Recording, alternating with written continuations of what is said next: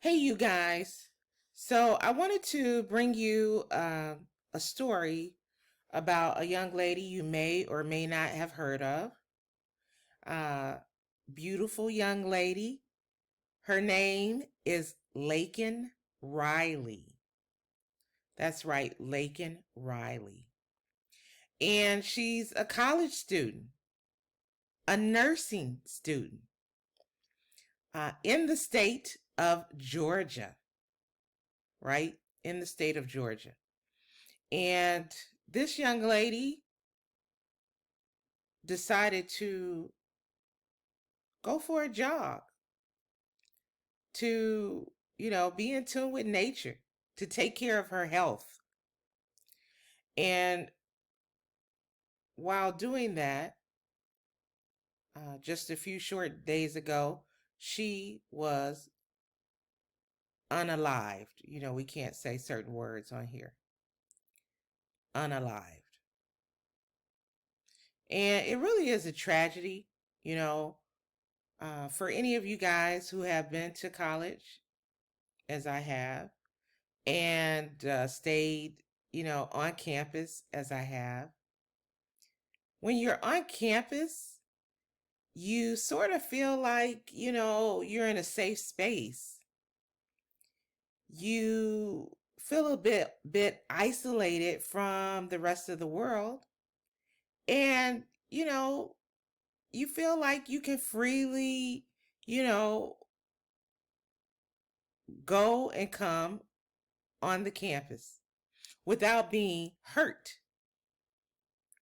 So she takes her, morning run. And on the campus, it was very close to a apartment complex.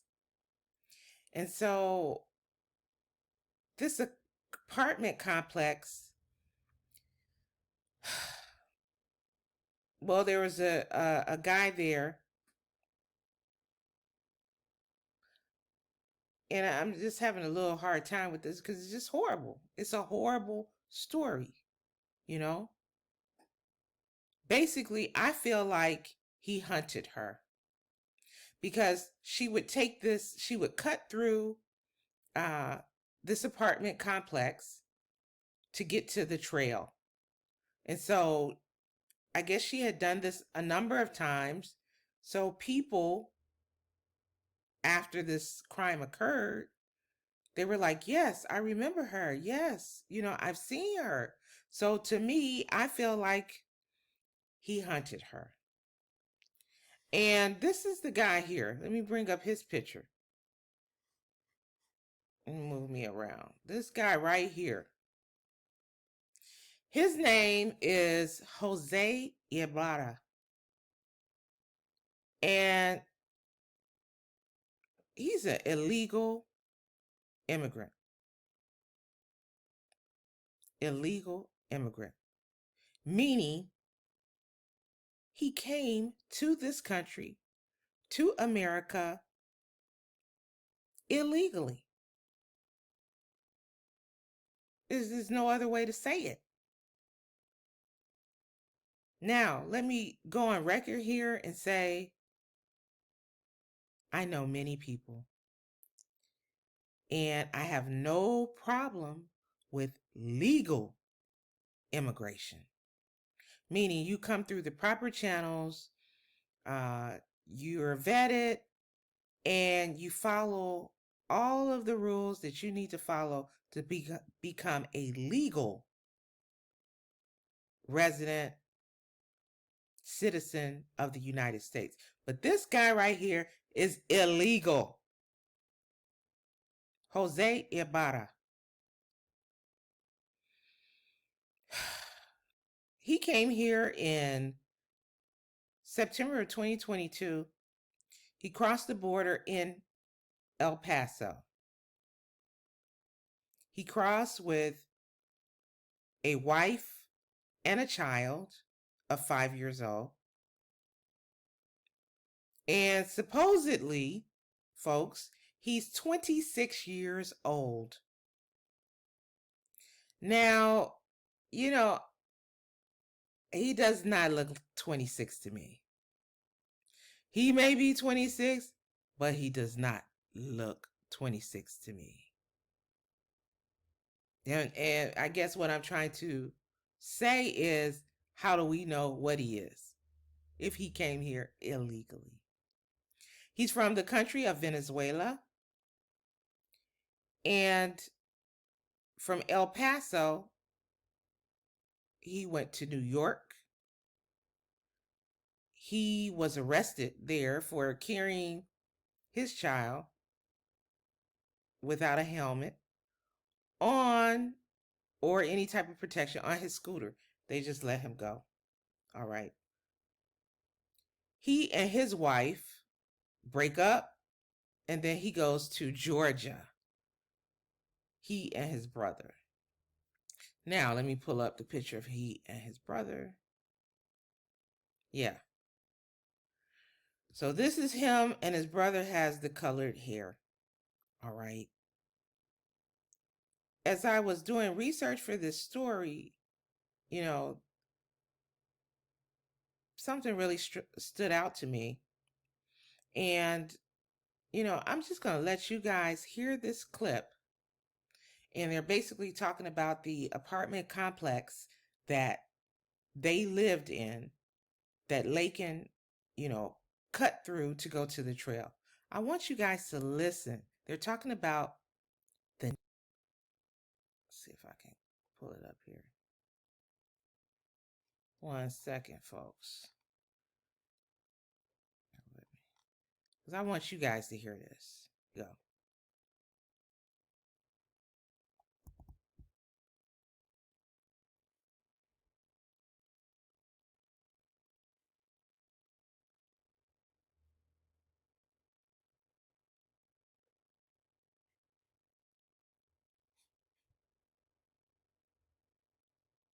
And right now, we know there are still many questions, so many tonight, about what happened to Laken Riley and why. And tonight, the suspect charged with her murder is still behind bars. We're talking about 26-year-old Jose Ibarra being held without bond. His brother, 29-year-old Diego Ibarra, is also locked up. While he is not the suspect in Riley's death, he was arrested during the investigation and now faces federal immigration charges as well. So let's get straight to 11 Alive's Cody Alcorney's live right now, South Millage Avenue, at the apartment complex where police say that they took the two brothers into custody. And Cody, you spoke with neighbors at that complex. What are they saying tonight?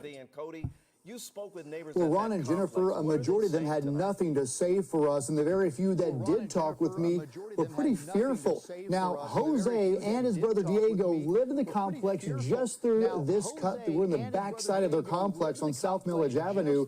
Now, while Jose is charged with Laken Riley's murder, the name I kept hearing the most was Diego's. One neighbor hesitantly shared the moment that Diego was arrested outside his apartment Friday morning. And listen to this, her concern that Diego would find out she was recording him.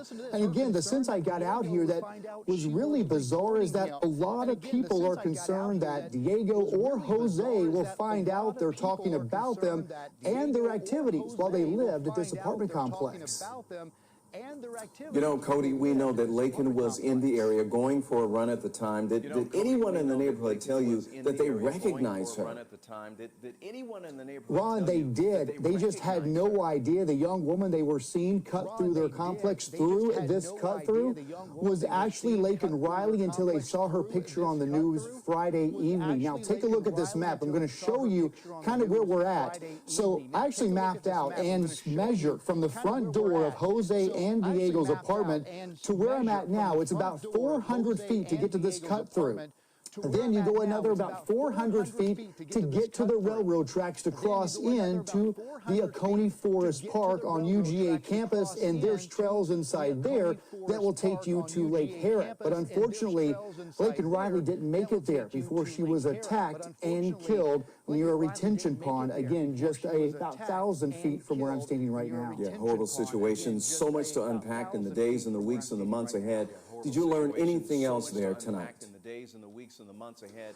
Well, we did learn that there is a resident here who actually got Jose on ring camera leaving this forest, walking up behind me to the dumpsters and putting something inside one of those bins, which led to that search throughout this neighborhood on Friday afternoon, which we saw multiple agencies searching trash cans and dumpsters for specific items that they called evidence in how they were able to charge Jose Ibarra with Laken Riley's murder. And I can tell you the fear is real out here because the women I spoke to actually packed up and they have since left this facility and they are not coming back to this complex. Yeah, you can see why they're really concerned tonight. Cody, thanks a lot for the update. Yeah, you can see why they're really concerned tonight. Cody, thanks a lot. Okay, you guys. So, let's pull his picture back up. This dude. It really stuck out to me that nobody really wanted to talk in that apartment complex and that people were very, very fearful. So much so that two of the women, at least, who lived there packed their stuff up right away and moved. Now, to me, that screams to something deeper. It really makes me think about, hey, what were these guys really involved in? Are they into some type of organized criminal activity? Could they be part of the cartel? Could they be a part of some organized gang? It certainly sounds like it. It certainly sounds like it. I mean, people are gathering up their stuff and moving the same day because they're fearful of retaliation from these guys. Now, I must admit, who would want to stay there for any long length of time after what has occurred with poor Laken Riley? Who would want to stay there? But most people don't have the resources to just up and move. So the fact that they are so terrified and so scared of these two, bring up him and his brother. They didn't even want to talk. They were more so terrified of the brother, the one with the colored hair. Tells me, my spidey sense says that these two are involved in organized crime. These two illegal immigrants are involved in organized crime. And not only that, this one in red, Jose Ibarra, has he hunted her and unalived Laken Riley. It's just pathetic. So you guys, unfortunately, I am hearing about stories like Laken Riley's more and more. They're not hitting the mainstream news like they should, but clearly we have a issue. When people are coming into the country and they're not vetted, they're not vetted. We don't know who they are. We don't know what they've done.